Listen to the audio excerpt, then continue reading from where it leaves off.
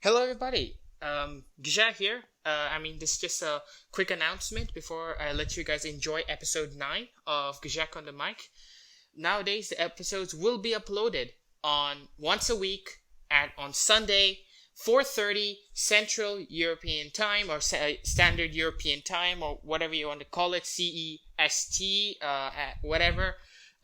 Berlin time, 4:30 p.m. All right, or in other words, 16:30 time. So yeah, that's all. And enjoy this episode.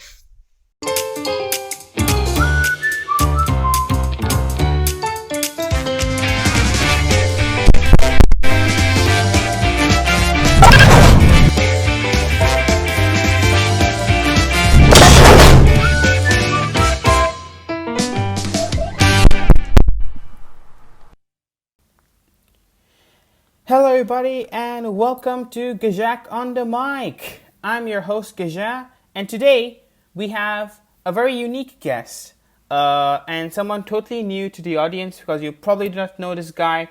But if you are an OG of the Ghjak the Mapper or just the Ghjak channel, you will know that this guy comments on every video I have.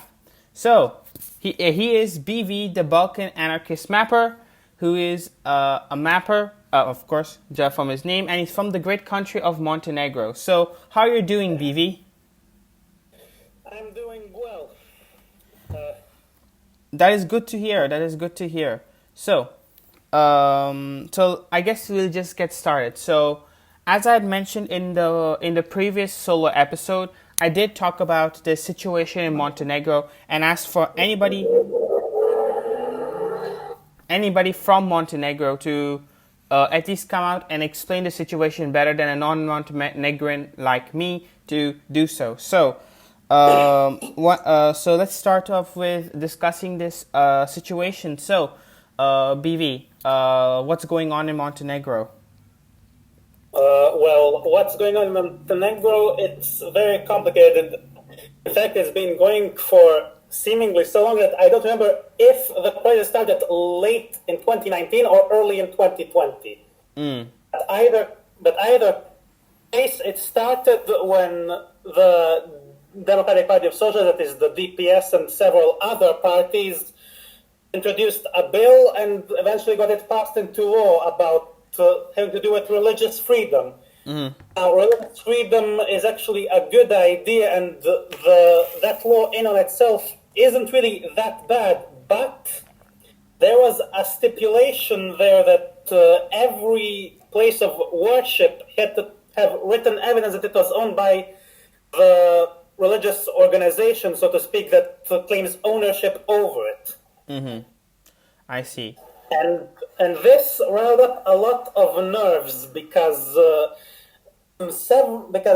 there are several such places of worship that are too old to have such written evidence. And they all just so happen to be churches and monasteries owned by the Serbian Orthodox Church, or more particularly, it's one of its branches called I think it was the Metropolis, I don't know how it's actually pronounced in English, the Metropolis of Montenegro and the Littoral. Okay. Now, a bit of background here, as I'm sure many people already know. Milo Djukanovic, the leader of the DPS, has been the de facto ruler of Montenegro for about 30 years now. It began like sort of a liberal democracy, but it slowly started descending into I wouldn't say a dictatorship, but definitely an authoritarian state. I see. So, And no. Please continue. It's okay. And it should be said that he and not even the majority of the DPS, but his inner circle within the DPS don't really much care what they support politically, as long as it makes them more powerful and wealthy. As a result, they tend to cater to corporate interests, both of Montenegrin private corporations as well as those of abroad, which disproportionately happen to be Russian and British. Ah, that's interesting. Mm-hmm. So, Uh, and it probably won't surprise you that by adding this stipulation into the law of religious freedom, they really hope to get more money out of it, either by turning those old churches and monasteries into state-owned tourist spots, or reselling them to a different Eastern Orthodox church, the self-proclaimed autocephalous Montenegrin Orthodox Church. mm-hmm. I see. And although Milo professes to be an atheist, which no problem with that, I'm atheist myself. Mm-hmm. He has shown to have something of to be playing, and I forgot what it's called.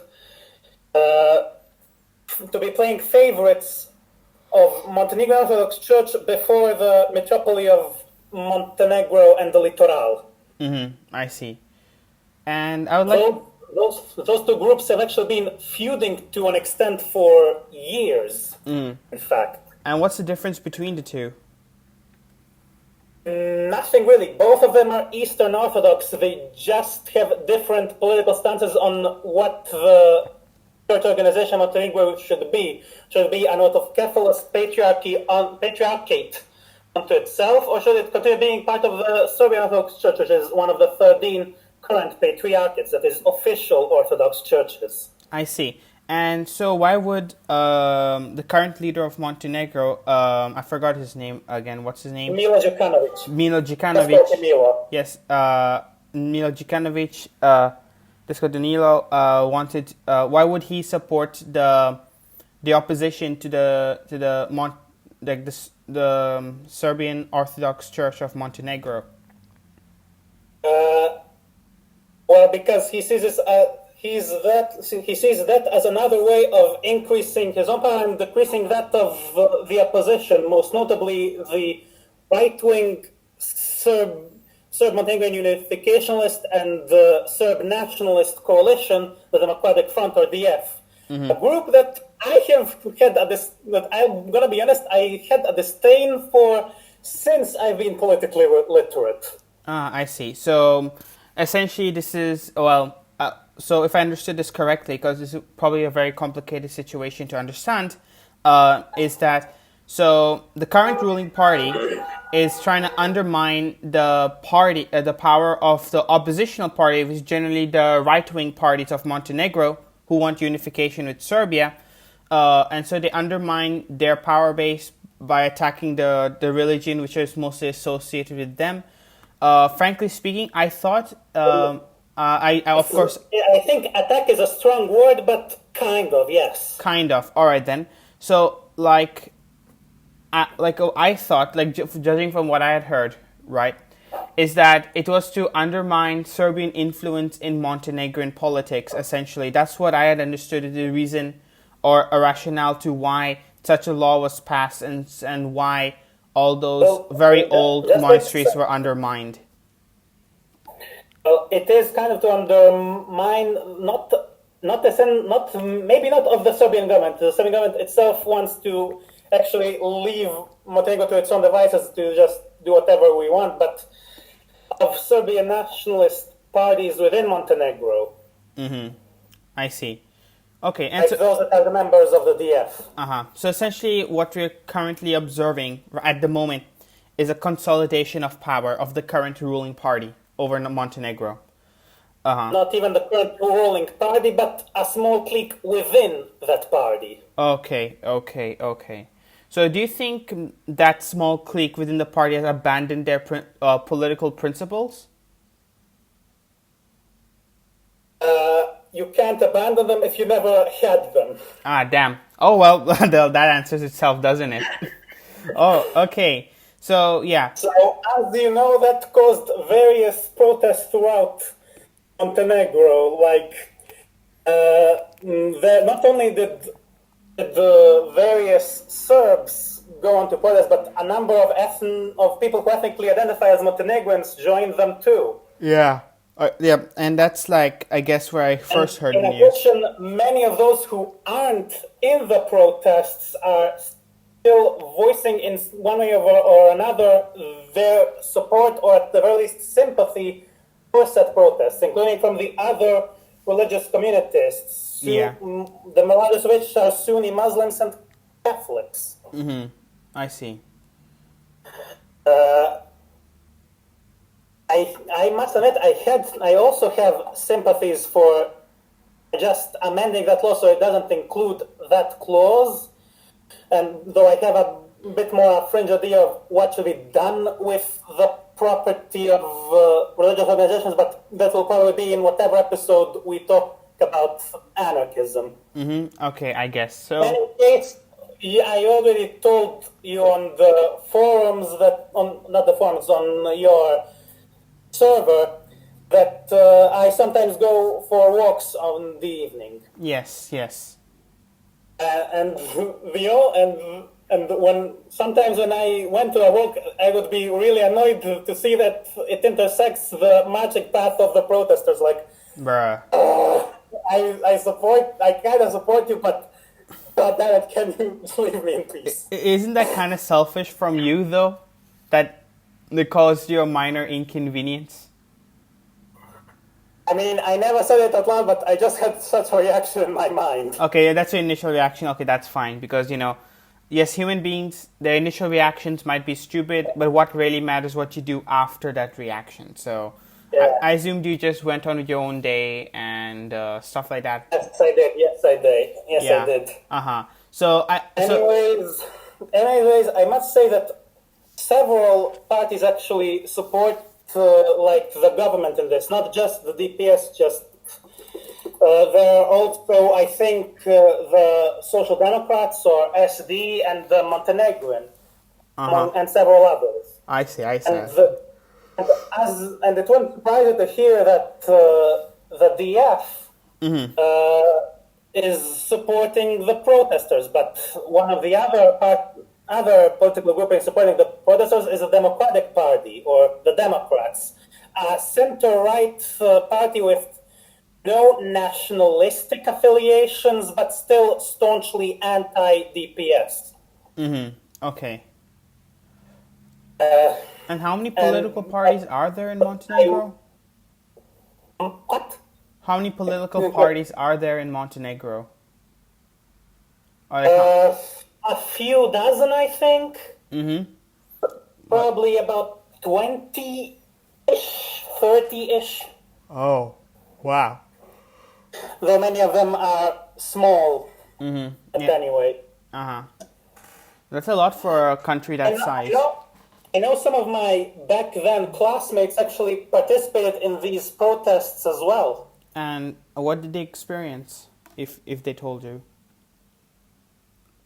I never bothered to ask them, but just want to plug it in. Yeah, okay, cool. Okay, then. Yeah, so guys, I guess the youth is involved. I mean, it was obvious, but it's good to know to get confirmation because, like, especially for, like, I guess what one might say, like, although Montenegro is not really a remote country, it is remote in its presence, if that makes sense, over world affairs, if that makes sense. So, because it's small. yeah, essentially because it's small and essentially the mainstream media doesn't care about it, unfortunately. Oh, well, the Western... Actually, I think saying mainstream media in general would cover all the country's mainstream medias. Like, honestly, I found out while I was scrolling through YouTube, got a recommended video. Serbian mapping. Yes. And that's when I actually got pissed off. Videos, but never bothered to watch the second one. Yeah, like this is where I actually got pissed off because I was like, why isn't the news reporting on this? And what you can say, and why isn't RT reporting on this? Because I get my news from the Instagram page of RT. Do not know why, but because I don't trust the news anymore. And if there's any mainstream kind of place, I always use that. I listen to an independent journalist personally, Luke from wearechange.org, but he really focuses on American stuff. So that kind of sucks, especially since the Balkan region is actually my personal area of interest, and also where most of my relationships with other human beings come from. So which is pretty interesting. Anyways, so yeah, I guess, is there anything else that you would like to add about the protest or the current situation itself? The crisis in Montenegro, as I said, it was multifaceted. Yeah, you just made me realize that. Mm-hmm. After the first wave of COVID arrived here and a quarantine was set up, it ironically became something of a stabilizing force. Mm-hmm. I see. Of course, there were still people protesting against that one segment of the law, but that was more online in nature now and through media rather than directly. Okay, I see. These protests reignited when the first wave of COVID ended for Montenegro, but they quickly took a sideline to events happening in the Budva municipality. Mm-hmm. And this is really complex. So in Montenegro, when we have both national elections for parliament and as a result, and through that the president too, and also on municipal level.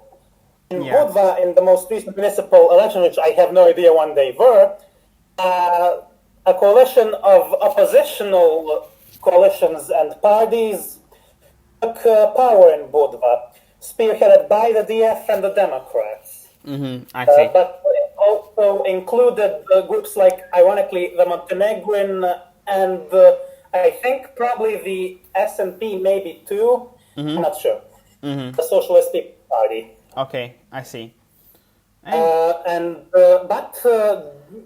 During, I don't know if it was the last days of the first wave of COVID or the very first days of the period between the two waves, but the DPS branch for Budva managed to build a coalition that just managed to outnumber the opposition coalition by 1 seat in the municipal parliament. Mm-hmm. And they claim that because of it, now the oppositional president / mayor of Budva needed to step down and give way to a DPS member. Uh-huh. And this, of course, caused protests by the opposition and their supporters. Mm-hmm. And that's similar to the situation in USA, escalated to police violence. Mm-hmm. I see. Well, police attacking their own citizens, but this is where it gets confusing because the regular police and the riot police are controlled by the national government. But the communal police and the firefighters are run by the municipal governments. So in the streets, we openly found policemen on both sides of these Budva protests. Oh, so we have essentially government authorities essentially fighting each other? Yeah, with some of them on the side of protesters and some of them trying to end the protests and arrest the mayor of Budva. Yeah. I actually don't remember how it went for them, but I know that the president of Budva was, even if he was captured, was soon attacked or either wasn't or even wasn't captured at all. Okay. And is that caused just an escalation of the protests. I think you probably saw on Survey Mapping's first video about the crisis that they showed the news footage of a tear gas, of police deploying tear gas through the window of a school gym in Budva, causing the kids and the professors to evacuate. Yeah. And of course, eventually the people got sick of it and decided to answer police violence with violence of their own against the police, of course. Yeah. There was even one occasion when a policeman threw the container containing tear gas, but the tear gas didn't start getting out, so one of the protesters just caught it and threw it right back on the police. Yeah, I saw that footage. And there were in a crowd, like, shouting something along the lines of, "You can't even throw tear gas properly." Yeah, that must be really insulting, actually. Imagine your one And on job was to another, throw tear and on gas. another end, on another end, there was even an occasion where a crowd of protesters surrounded a group of policemen who were totally outnumbered. Uh-huh, I see. And if I understood correctly, I'm not sure if I did, so don't hold my word for it, but the police just fled to the safety of a nearby building. Oh, okay.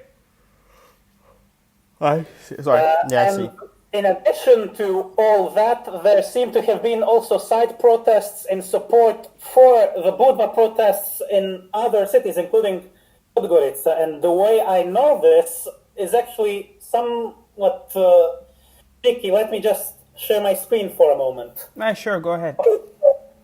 Okay, so this here is roughly where I live. Oh, by the way, I can't see your screen. You can't. No. Wait, fuck. Come on. Okay, so this is roughly where I live. Still don't see it. Wait, it's loading, it's loading. Sorry, my bad. Alright, okay. Now, Can you see it? yes, I can see it now. This is roughly where I live. So I went for a walk one evening, as I usually do, and I stopped by this store here to buy some peanuts to eat while on the walk. Uh-huh. However, as soon as I crossed this street here, I could feel my eyes tearing and a tingly feeling in my nose and neck, and immediately retreated. After I ate the peanuts around here, I then put on my mask because despite there being a break in the quarantine, I still wore my mask with me on my walks. Yeah. I crossed the street again, and again, the tears started. I started tearing and itching, and by coincidence, this complex of buildings around here is. Well, I think this sign right here tells you enough. Yeah, the police station's right there. Damn. So that's what it clicked to me. There must have been a small protest and police deploying tear gas mere minutes before I left my house. Damn. Anyways, I did pass through that tear gas filled section. I don't remember when I went, but it's not relevant for the story anyway. Uh-huh, okay, I see. So basically, what this amounted to was basically even riling up people against the government even more. Basically, I think that we should even bring the whole defund the police movement here too, if we haven't already. I know that situation got so out of control that one guy on Facebook from Cetinje, which I will have to explain, is a DPS stronghold, went out and urged his fellow Montenegrins, his fellow Cetinjanins, to support the protests and also to vote against the DPS in the oncoming elections, which are going to be in like half a month or so. Oh, wow. And he also urged the opposition to set aside their differences so they could focus on building a coalition.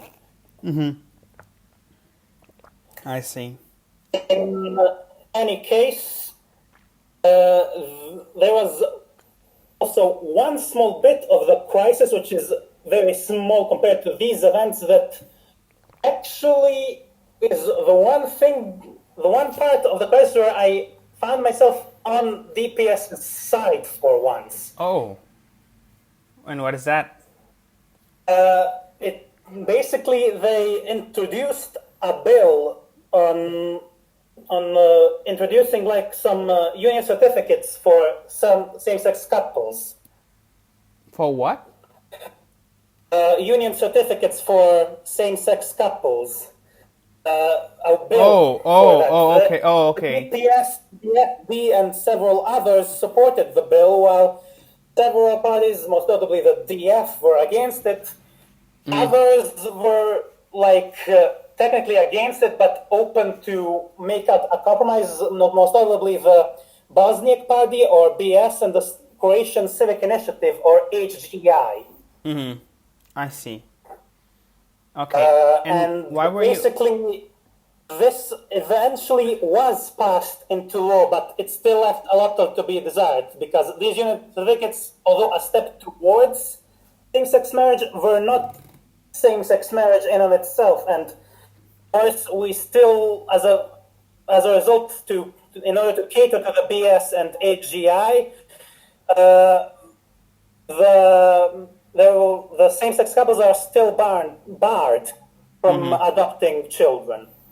I see. Well, this kind of reminds me of a document in France known as PAX, where, well, it's essentially created so that same-sex couples can have some sort of a legal status in the French system, if that makes sense. And also, it's been seen as an alternative to marriage because the marriage is controlled by the Catholic Church of France. And of course, they won't allow any homosexual marriages in their churches, basically. So that it was really created for them as like a replacement, only because of socioeconomic situation in France. But it's actually become a popular way of, I guess, getting married in France amongst many people instead of actually getting married. Apparently, due to the serious implications and connotations of commitment in marriage, if that makes sense. And as far as I'm aware, French same-sex couples are allowed to adopt children or have them. So yeah, I thought I'll bring that up just for cultural awareness for the audience, because it reminded me of that. So yeah, I think basically this same-sex unions is basically, I called it the only good thing Milo's regime did in the last year, and even there they haven't gone far enough. I see. Do you think it was a move to get on with the government doing something cool, which the kids see oh wow, that's so cool, or wow, that's actually so open, as a political maneuver, if you know what I'm saying? Maybe, but I don't really see it. Okay, I see. All right. Okay, cool. I do not know. I mean, I just had a hunch. And But now, a part of the Montenegrin crisis that kind of not doesn't personally affect me, but does some of my relatives. Oh. Because shortly after that whole thing with the same-sex unions was passed, the second wave of COVID arrived, and again, it's proved to be somewhat of a stabilizing force. Again. Yeah. And it's still ongoing, in fact. But more recently, some kind of private capitalist wanted to build three dams for hydroelectric power, which, okay, that's good, but here's the bad part. Mm-hmm. He basically wanted to take some rivers and just pipe them up at the source, basically robbing the villagers living along or near those rivers of their drinking water. Okay, that's bad, actually. That's and that was also bad for the ecosystem too. Mm-hmm. The villages and rivers in question are located into the ancestral territories of the Vasevici tribe. Just let me search for a map of tribes in Montenegro so I can share. All right, sure.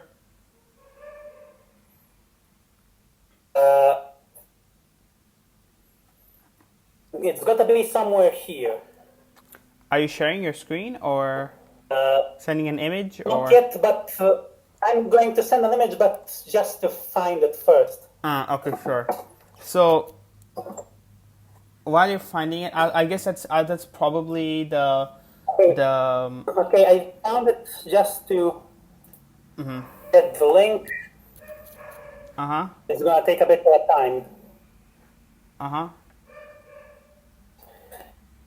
Basically, this sparked outrage amongst the villagers of the Vasovici tribe. And of course, that capitalists thought that no one will care because most people now live in the cities and towns. So what did what that company didn't expect was that the relatives of those villagers will also join in the protest. Which were mostly online, anyways. I see. Anyways, here's a map of chat so they can see, so the viewers can see where the Vasovici are. Okay, yeah. And Yes, basically, yeah. not only did those relatives of those villagers join the protest, but also various environmentalist protection groups throughout Montenegro. And as these pipes started causing some pollution of the Tara River into which they flow, and Tara is the longest river of Montenegro, counting by only the part that flows through Montenegro. And it is very popular because tourists come during various months to do rafting on the Tara. Oh. But due to the pollution caused by the pipe, by building of the pipe, those tourists are now, at least in a way, joining the protest by demanding the money they have paid back. Oh. Wait, so the dam has already been built? Yeah. Oh. Oh my god. So sorry, from the way you were speaking, I thought that they're still debating on whether to build it or not, but it seems that it's already been built. I mean, and the tourism is like the main source of money for the Montenegrin economy. Yeah, I mean that's what I was thinking. Like it's very counterintuitive because I saw there's a lot of it's a net negative idea. You know, renewable energy versus damaging the economy, ruining people's lives, and other stuff. And, you know, and what I mean by other stuff, you know, it's just like you click it and see a list. Aren't a bad idea. It's those pipes. And now from that, the are getting mushy, for lack of a better term. But isn't that going to pollute the water? It is kind of polluted. It is now less the see-through, ever so slightly bluish river, and it has like a lot of white now. Well, guys, we lost another river. Oh well. Well, unfortunately, it is what it is. There was recently a petition and later even a declaration put out on Facebook, which I have both signed on to save our rivers. I see. The declaration, by the way, was made by a civic union / party called URA. I mean, that's the shorthand. I forgot what's the full name of the party, but whatever. URA recently joined the European Green Party. I see. So you can kind of see why they have a vested interest in supporting the protests against the taking of the rivers and the pollution of the Tara. Yeah. Okay. I see. All right then, and I guess I mean, of course. Basically, all that is still ongoing, and of course, since I have been 18 for what was it now, 10-ish months, 9. Yeah. This will also be the first election that I will get to vote in. I'm still not quite sure who I'll vote for, but Ura is a strong candidate.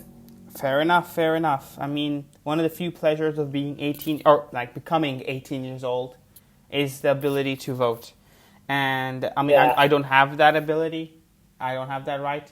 And anywhere I go anyway, so that's an oof. But it is what it is, and that is my life. Doesn't matter. Anyways, so I wanted to know what was your opinion on the fact that Montenegro, and also correct me if I'm wrong also, whether Montenegro is part of NATO, and what do you think of that, and do you think that might have hindered any coverage of the recent events happening in Montenegro? I don't think NATO really has much in the way of influence on these events in Montenegro going on right now. I think they literally did nothing to support either side. No, I know what I mean. What I meant. Sorry, what I meant to say was that because they are a NATO member, the mainstream media of Western countries or NATO countries would not cover the story of another, what you would call it, I think NATO member. It's not. I think the reason why the mainstream media in the West isn't covering that isn't because Montenegro is a NATO member, but because Montenegro is a small country, both by size and by population. Mm-hmm. So basically, they say, "Oh, whatever happens here doesn't matter." In a way, at least not globally, or at least not obviously. Yeah, because I'm pretty sure that neighboring countries would be reporting on what's happening in Montenegro because it's a neighboring country, right? But I know at least some Serbian stations did, but I didn't really follow much of the news for the last few years, in fact. Yeah. So I assume you have a similar situation with me where we distrust the mainstream media. Hello? Kind of. Yeah, kind of. Yeah. Yeah. And I thought I might as well ask you your opinion of this quote by Mark Twain, a famous American writer. If you don't read the newspaper, you're uninformed. But if you read the newspaper, you're misinformed. So, first of all, what do you think of this quote? And secondly... That basically, I actually tend to agree with some exceptions. There are some newspapers more reliable than others, and others are basically just made as propaganda wings of their ideologies or worldviews or positions or whatever. Yeah. So I think just look at Breitbart or Fox News. They're basically the propaganda wings of the right pretending to be newspapers. Yeah, I mean, and the same could be said for the left with CNN, to be honest. Not really for the left, but for the libs. Liberals are basically some are centrist, if slightly center-left. Okay, I mean, because the term leftist and liberal is so interchangeably used in American politics, you do not really know who is a liberal and who is a leftist. It's actually a bit more nuanced than that, because get this, and I'm telling this to you as a leftist. For conservatives, everyone to the left of them is a liberal. For leftists, everyone right of them, up until you hit fascism, is a liberal. Basically, conservatives and leftists include each other in their respective definitions of liberal. And to be honest, as a leftist, I tend to agree. Conservatives are just liberals, but worse. All right, wait, hold up. I need to understand. What was liberals plus worse? I didn't quite get that. The leftist definition of liberals is basically everyone to the right who isn't leftist up until you hit fascism. Like, all non-leftists who aren't fascists are liberals in the eyes of the leftist. But everyone more left-wing than the conservative is liberal in the eyes of the conservative. I see. Basically, we include each other in our respective definitions of liberal. I see. And I mean, that could be the case due to those people being considered or labeled as liberals, and I put like apostrophe marks on it, have potentially like sharing both the ideas found in the right and the left in whatever spectrum of topics. But anyway, Mostly like socially left, but economically right. yeah, Basically.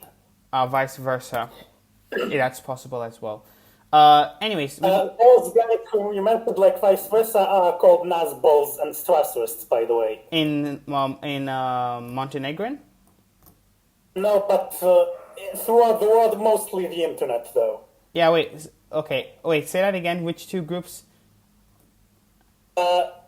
Economically left, but socially right. That. Yeah. It's like, Those will be Nazbols. oh, and Nazbols. Strasserists. Oh, sorry. I didn't hear you clearly. My bad. Yeah. Nazbols. Yes.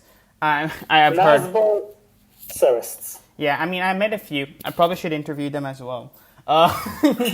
Anyways, we must move on to talk about your project. And Montenegrin Mapper is just like just some brief context for the viewer. Montenegrin Mapper recently has what I think maybe not a new style, but it's like one of the few people who I know who does mapping via text. He actually writes chapters of a book on his website, talking about the alternate history of a fictional land. I have Say the original history of a fictional planet. of a fictional planet. So, which in my opinion, you should go check out. The link will be in the description below. And it's a great opportunity for me to, interview the author. So I'll have to be honest. I didn't really get the time to read it in detail, but I really did enjoy reading through the first chapter and also the second chapter. It's just that I personally have a hard time just reading things in general, which is maybe that kind of hinders it. But why don't you explain your alternate history scenario? Don't spoil it. You can say, but discuss about it and what made you think to make the transition from making maps and putting text on a video to writing it out as a book. Well, it's a bit complicated because you see, this book, this project, which I've called History of Arcia, because that's how I named it, I have actually, the first inklings of that project started slowly taking something of a shape even before I discovered mapping. Oh. They weren't the only such world, but they were the only one that survived to today and the only one that actually got a name. I see. I kind of left it out when planning for a different mapping series, which I canceled before I ever even started it. Mm-hmm. But most of the work in fleshing out the story I've done when at some more particularly boring school lessons that I studied at home. Yeah. During the 4 years of what we in Montenegro consider middle school education, it was probably more so to high school in the West. Yeah. I sometimes got so bored of certain lessons that I just let myself think about whatever, and more often than not, it was fleshing out certain parts of the history of Arcia, and eventually, earlier this spring, I thought that maybe I should start a mapping series about it, but there have been some problems that caused caused basically some basically caused my inspiration to kind of not die off, but take a back seat, I guess. And so I decided that since I have at the same time raised the specter of perhaps making books of it one day, then why not take a few of my favorite stories from within the history of Arcia and make books about it? Yeah. There are like three stories that I originally had on mind. The rise and fall of the Capetian Empire, which, spoilers, would come to be the largest empire in all of Arician history. Yeah. The rise and fall of the Armazonian Empire, which, although not the largest or even the most longest lasting, was so important and influential that the Arician calendar even uses the revolution that founded the Armazonian Empire as year zero.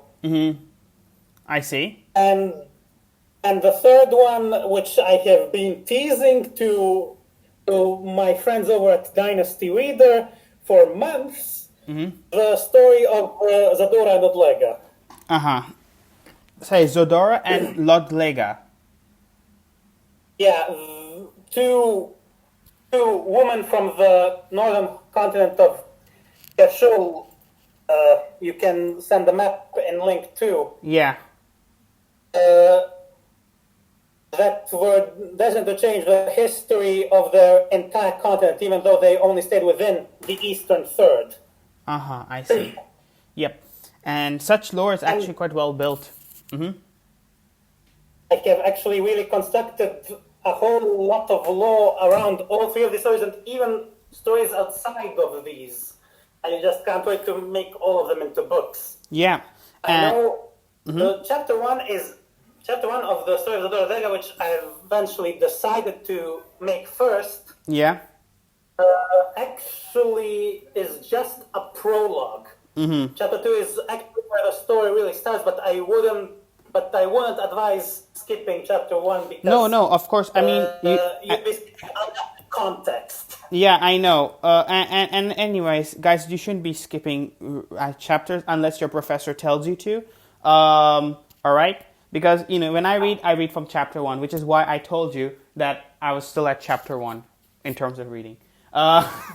And stuff like that. So it's actually pretty interesting. And, you said something which actually got me kind of intrigued. You said Amazonia, although not the largest empire and also not the long-lasting empire, had a very influential impact in the history of Arasia. And I was wondering if the actual impact that this nation state has is the equivalent of the Mongol Empire in our timeline. Well, sort of, but more long-lasting than the Mongols. Yeah, I was talking in terms of the impact on world history, because technically the Mongols didn't bring anything. They didn't bring any new technology. They didn't bring any new way of thinking, ideas, nothing. All they literally changed the world by their sheer conquest of it. Yeah, Amazonians still did have some technologies and new ways of government and thinking still, and even changed the culture of their entire continent, even though they never conquered even half of it. I see. Okay, and that's very cool actually. And anything else would you like to add? Like knowing that this would be one of the places on the internet for people who really enjoy your works to hear your thoughts out. What would you like to share to your readers? I didn't quite understand the question. Oh, okay. Basically, I'm not sure whether you keep those who are really interested in your series, like this current series that you started, informed, right? But what I was proposing or what I was asking was that is there any information you'd like to tell to your fellow readers about your series, or any important information they must keep in mind? To kind of give a bit of information on the project itself more, or? I mean, that's up to you. Actually, yeah. What's your plans? What can people expect? Basically, the story is going to have a bit of influence from mapping, yes? Yes. But it's mostly going to be told as if it is like history, which it is a history of a fictional world after all. But you can see how in my writing I kind of enveloped the influence of some of my favorite history YouTubers like History Time or Kings and Generals. Yes, I watch both of them and they're pretty cool. Yeah. They're recommended, by the way. They're recommended. I see. Okay then. So guys, also, but I did add some other elements, like, for example, I made the two female protagonists of the story of Zadura and Odlega queer, partially because I'm also active on Dynasty, and partly to also cater to my fellow Dynasty readers. And yeah, I think people in general are more tolerant of lesbian couples than of what, gay couples. Wait, that doesn't make sense. Hold up. Well, It shouldn't make sense anyway. wait, because okay, I don't want to get into this because last night I did get into this and I broke my head, so I don't want to hit like a Windows error on my head again. So yeah, no, I mean I was speaking that in general because judging from the people who I know, that's a kind of a consensus or whatever the heck. Like I don't even know what's going on anymore regarding all this. I just tend to like accept it and just give it like an "it is what it is" approach to these Yeah, kinds it of is things. what it is. Yeah, it is what it is. It's like It honestly, is what it is. yeah, like you know, like when unfortunate situation, it is what it is. Especially if you yourself can't actually do any change. And I hope I'm making some form of impact on the situation. At least I'm bringing meaningful awareness and stuff like that. And actually, yeah, I want to ask your opinion about Instagram activism, um, in which To be honest, I don't follow Instagram, so I don't know much about it. okay, never mind. Well, I mean, this general idea in like posting, reposting, or posting posts on social media in the aims of showing people's way to support a certain movement. Currently in the United States, it seems to be the Black Lives Movement kind of thing, but we're not going to get into that. Yes. Yeah, but what I was wondering was that, for example, for a situation in your country, right? If do you reckon that this kind of activism online is the best way for people outside of Montenegro to know? And also, is there any point for people outside Montenegro to know? Could they even do anything about it? Or is this just the status quo of Montenegro and people shouldn't worry too much? Well, it technically is the status quo of Montenegro. I think that people should bother to give some change to help, to at least, even in the smallest part, help make some change for the better. Mm-hmm. And how can they do that? Because I'm pretty sure people would love to, but they have absolutely no idea how to go about it. Do you have any suggestions? Like even for me personally, I would like to help and do something about it. I mean, the smallest thing you can do is share those things on social media, as you already mentioned. It isn't a lot, but it is. But even the smallest help is welcome over none. Yeah. Okay. I see.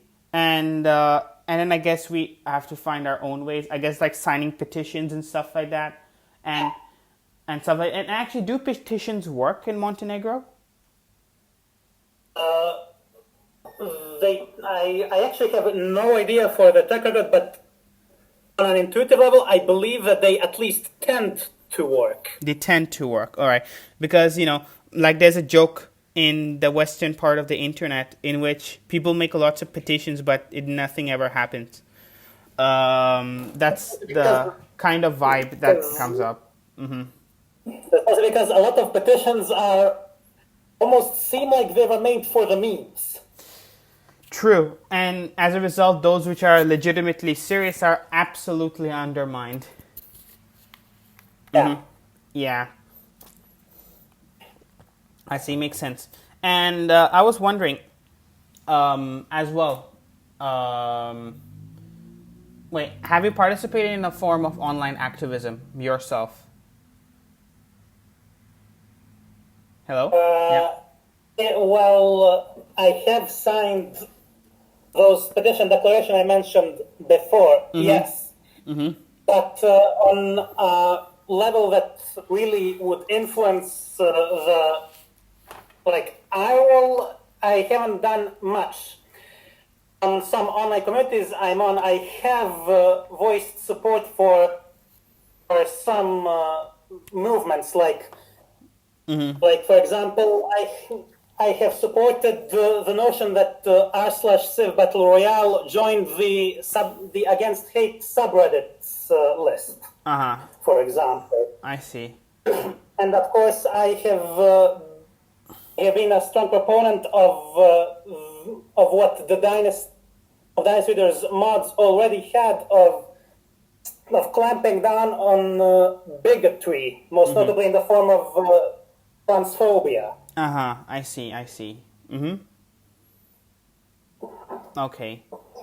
Well, That's more or less all I've done. I also have to apologize for something because I forgot to mention one facet of the crisis before, though it is probably the smallest one. Okay, yeah. Like, before the bill about same-sex unions was passed into law, the SDP was one of the parties that was ambivalent about it, I guess, or at least thinking about it. I see. While the first day of debate was going in the parliament, the SDP, or Socialist Democratic Party, its president was participating alongside several NGOs to look into Montenegrin-born war criminals from the Dubrovnik conflict that was part of the Yugoslav wars in the early 90s. I see. I actually have no idea how that went. I just kind of uselessly threw it there for nothing, but whatever. No. It's important. It's an important detail. It's important, but I haven't looked good enough into it to give justice, basically. I see. And I guess we have to about to wrap up the podcast. I mean, this episode. So it's time to ask essentially my last question and probably the last discussion of this episode, which is like, what makes you proud to be Montenegrin? You know, are you proud of your country? Are you proud to be Montenegrin? And if so, is there a reason to why you and other Montenegrins would be proud? I do pride myself of being Montenegrin to an extent. I mean, I still recognize various social injustices and, yes, even war crimes of the past that Montenegro has committed. But in general, I generally like how we were really always against the authority of a larger power, so to speak. From the Eastern Romans to the Venetians, to the Hungarians, to the Ottomans, to the Habsburgs, to the Nazis. Yeah. We weren't quite constantly rebelling, but pretty often. And parts of Montenegro would not always, but almost always have, if not independence, then at least some degree of autonomy. Yeah. Basically, I mean, the first organized uprising by resistance/partisan movements within Europe, at least the first large-scale one, was made by Yugoslav partisans. It started in an area that's currently in Montenegro, the first large-scale uprising of its type. The revolt of the 13th of July, which is still a national holiday here in Montenegro. I see. But I must admit that even before I was an anarchist, I always supported the idea of Balkanificationism. So although I ethnically identify as Montenegrin, I have ever since I bought into the idea of Balkanification consider myself Balkan first and Montenegrin second. Similar to the 19th century native chieftain Tecumseh, who considered himself Native American first and a Shawnee second. I do remember reading about Tecumseh and his struggles for the unification of the Native American tribes to create a Native American nation. He struggled to keep the independence of natives against the U.S. I struggle to liberate the various peoples of the Balkans, whether their main area of settlement is in the Balkans or not, to live together without any bigotry or mutual hate, and just do away with the oppression of states and capitalism. I see. basically. And do you think we will ever reach a point in the future where this would be a reality? Perhaps not in the near future, but one day I think that we probably will one day see. It will never be quite a utopia, but the nearest approximation to it, per se. Do you think a Balkan Federation would be the most like what can I say? Like the closest it would get if you were aiming to like have it anytime in the near future or the next decade or so? A federation of Balkan states which would eventually unify into one entity, or it could be one entity but it is a federation. I have no idea actually. I'm basically a bit more inspired by qualities like Zapatista municipalities in Chiapas or Rojava in Syria, but kind of, yeah. I believe that Balkan would probably, that if me and some comrades propagate enough, that perhaps one day there might be a Balkan Federation. Maybe not soon, but that it is foreseeable. Foreseeable, yeah. And actually, just one question. I mean, it's kind of geographic question. Is Greece part of the Balkans? I consider it a part of the Balkans, and it is part of the Balkan Peninsula geographically.